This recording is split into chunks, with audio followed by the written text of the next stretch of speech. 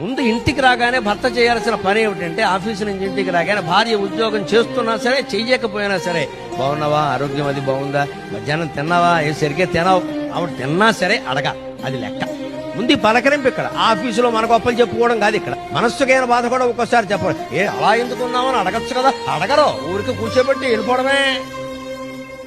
భార్య డల్గా ఉంటే అడగచ్చు కదండి, అలా ఉన్నామని అడగచ్చు. అడగాలని అనుకుంటుంది భార్య, కొడుకు అడగాలని అనుకోదు, తండ్రి అడగాలని అనుకోదు, తల్లి అడగాలని అనుకోదు, భర్త అడగాలని అనుకుంటుంది. భార్య దుఃఖాన్ని గమనించి భర్త అడగాలి.